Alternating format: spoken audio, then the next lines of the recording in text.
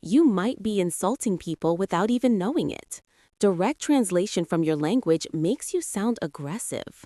Today, we are fixing that instantly by swapping 10 rude commands for 10 polite softeners.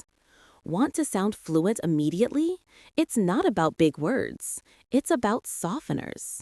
We are going to cover the past tense trick for politeness, how to refuse a task without saying no, and how to interrupt a meeting gently.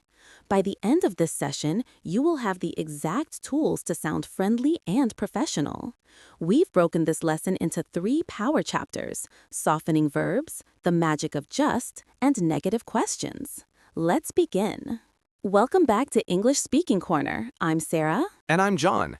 We often hear from B1 students that they know the right words, but they feel like they sound too direct, or maybe a little bit like a robot. That's because politeness isn't just about saying please.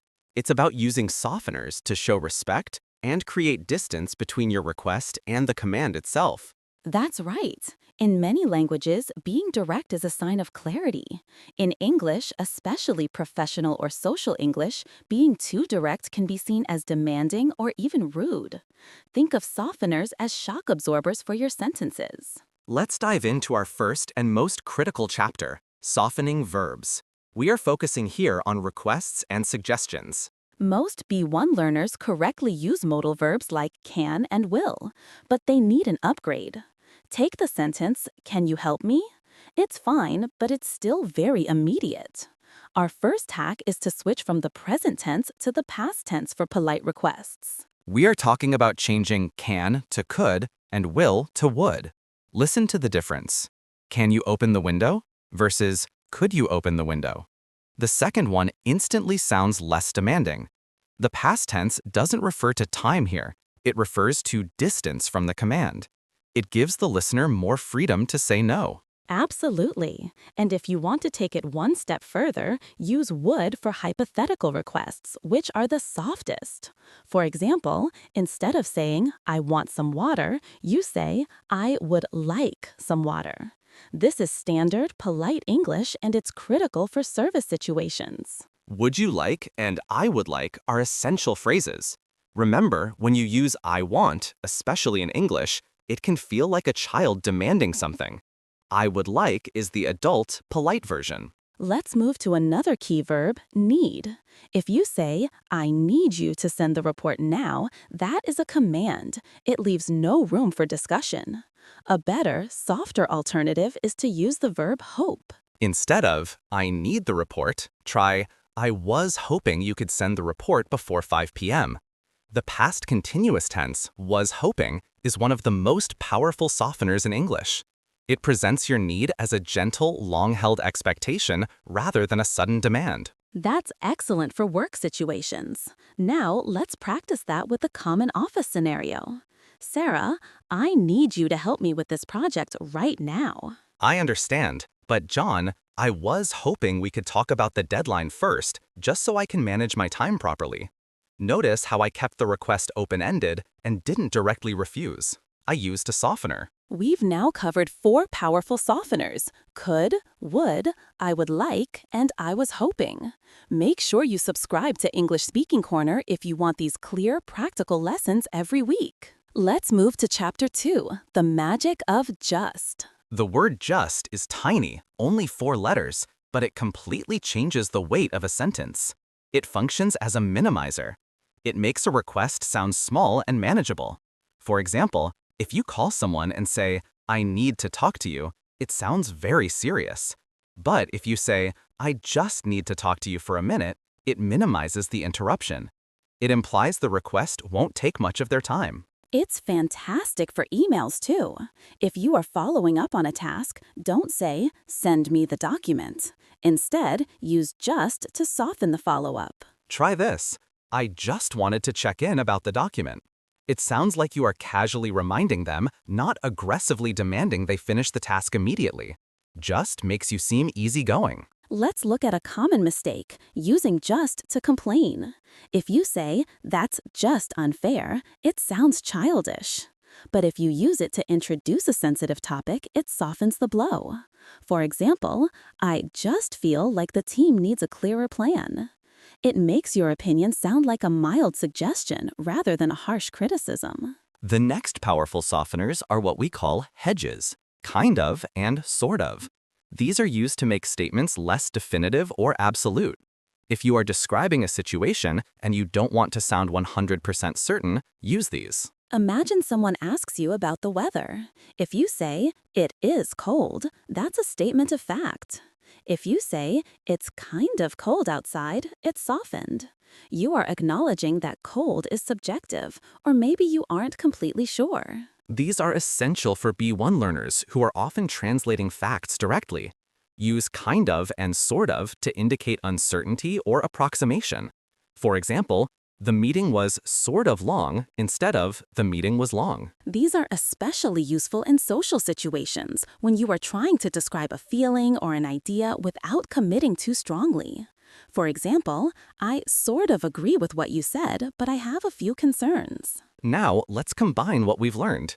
Here are 6 softeners: could, would, I would like, I was hoping, just, kind of, sort of. Let's move into our final and perhaps most advanced chapter, negative questions and introductory softeners. This is where we learn how to disagree or refuse politely.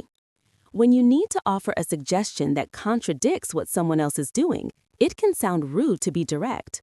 Our 7th softener is using an introductory phrase that minimizes the correction. We call this politeness padding. For example, if someone says, "We should start the meeting at 8 a.m., and you think 9 a.m. is better," saying, "No, 9 a.m. is better," is too harsh. Instead, try, "I don't think that's the best idea. Maybe 9 a.m. would work better for everyone." Introducing the correction with "I don't think" frames your disagreement as a thoughtful reservation rather than a firm rejection. Another excellent way to introduce a difficult subject is to use the phrase, "I was wondering if." This is the ultimate tool for asking for a large favor. If you need a day off, don't say, "I need Friday off." That sounds commanding. Use the softener, "I was wondering if I could possibly take Friday off." The combination of "was wondering" and "possibly" makes the request incredibly soft and easy for the person to accept or decline. Let's practice this. "John, I need you to stay late every night this week." "Sarah, I was wondering if we could just look at the schedule for the week. I don't think I can manage every night, but I would be happy to stay late on Tuesday and Thursday." See how all those softeners work together to give a gentle refusal? The final 2 softeners involve adding uncertainty. This is key for B1 learners. When you are asked a question and you need a moment to think, or you don't want to give a definitive answer, use maybe or perhaps. If a friend asks, "Are you coming to the party?" saying no is direct. Saying "maybe I'll come later" is softer. It keeps the door open and avoids a final rejection. The 10th and final hack is the use of the tag question or tentative language. Instead of stating a fact, turn it into a question. Take the sentence, "The office is too cold." That's a complaint. The soft version is, "It's a little bit cold in here, isn't it?" Adding the tag question, "isn't it?" invites agreement rather than demanding change. It minimizes your complaint and makes it shared responsibility. Adding "a little bit" also minimizes the severity of the problem. Let's recap those 10 essential softeners. Could, would, I would like, I was hoping, just, kind of sort of, I don't think, I was wondering if, maybe or perhaps, and tag questions with tentative language. Now for the payoff we promised at the beginning. We are going to do a rapid-fire test. I am going to say the rudest, most direct sentence possible, and John is going to immediately transform it using as many of our 10 softeners as he can. This is your chance to shadow along and practice. Okay, I'm ready. Rude sentence 1. Give me the phone number now. I was wondering if you would possibly let me have that phone number, if possible. That was fantastic. Let's try a common office command. Rude sentence 2. Your idea is wrong. Change it. I don't think that's quite the best idea. Perhaps we could look at making just a few small changes. Excellent use of quite and few as additional subtle minimizers. Rude sentence 3. I need to talk about my salary increase today. I was hoping we could just schedule a quick chat about my salary, perhaps next week. I would really appreciate it. That transformation demonstrates exactly how a B1 speaker can sound B2 or C1, simply by adding these softeners. You move from demanding to requesting, from aggressive to professional. Remember, the key to sounding polite and natural is to create conversational distance. The longer and more complex your sentence becomes with these softeners, the softer and more respectful you sound. This is about showing that you acknowledge the other person's time and feelings. Start practicing today by using would like instead of want, and I was hoping instead of I need. Just adding one of these 10 softeners to your sentences will make a huge difference in how fluent and friendly you sound. If this lesson helped you, please hit the like button and subscribe. You can build real speaking confidence with our calm, clear lessons every week. Until next time, keep practicing.